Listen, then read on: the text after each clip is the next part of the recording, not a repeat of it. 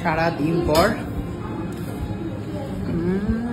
বলো, তুমি ওটাই কি ভাবছিলে যখন তোমার মুখে ওটা দিচ্ছিল? কি ভাবছিলে? ভাবছিলাম না, আমার ওই মুখ বন্ধ করে থাকতে চঞ্চল মানুষ, বুঝিস না, ওই ভয় পাই না।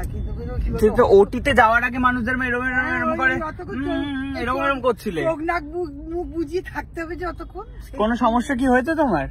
না, সমস্যা না, ওই অতক্ষণ চোখ মুখ বুঝে এক জায়গায় পড়ে থাকা। দুজনের মুখ কিন্তু তোমাদের চকচক করছে, যাই বলো। ওখানে কেন কালো কালো লাগছিল? ওখানে মুখে সবে অয়েল মাখিয়েছিল না, ময়শ্চারাইজার লাগিয়েছিল, ওই জন্য। তো আমার সুন্দর চুল অ্যান্ড হেয়ার কাট এগুলো হচ্ছে করে দিয়েছে, ভীষণ ভালো। মানে এখানেই আগের বারেও এসেছি, আর আগের বারে ভিডিওতে তোমরা কমেন্ট করেছিলে যে মাসি মেশোকে নিয়ে এসো, তোমাদের কথা রাখতে মাসি মেশোকে নিয়ে এসেছি। ভালো লেগেছে তো তোমাদের?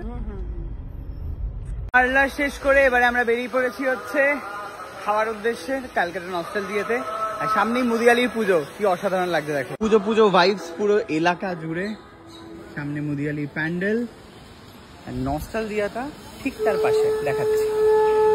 এখানে আজকে মমতা ব্যানার্জি আসবে, তাই জন্য কেউ যেতে পারছে না, পুরো এলাকা বন্ধ। মুদিয়ালির পুজো, আর এটা হচ্ছে নস্টালজিয়া। চলো চলো চলো, উপরে বার না।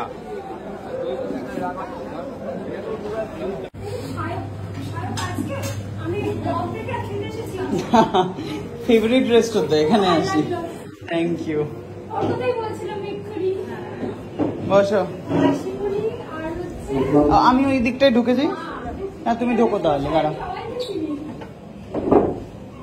একটা ঘুরিয়ে নাও।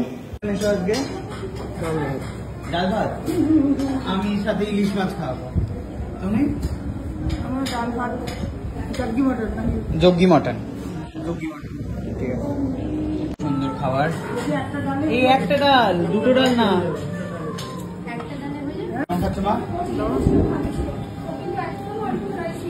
সারাদিন পর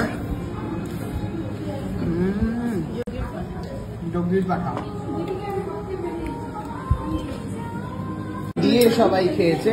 বলছি যে আমার একটা কথা আছে, পুজোর সময় এই কোয়ালিটি মেনটেন থাকবে তো? সবাই এরকম ভাবেই পাবে, টেস্টি পাবে। কারণ পুজোর সময় এত বাজে ভাবে রান্না করে সব দোকানগুলোতে। খেলাম ফাইনালি, সুন্দর এক্সপিরিয়েন্স নিয়ে আবার চলে যাচ্ছি। অ্যান্ড আই হোপ যে পুজোর সময় খুব ভালো খাবার থাকবে, ডেফিনেটলি ভালো থাকবেই বলে দিয়েছে। আমি জিজ্ঞাসাও করেছি ভালো থাকবে তো, বলেছে হ্যাঁ থাকবে। তো আমরা সুন্দর খেয়ে দে প্যান্ডেলে ঠাকুরটা দেখতে পাইনি, তার কারণ পিসি এখনো এসে উদ্বোধন করেনি। হ্যাঁ হ্যাঁ তো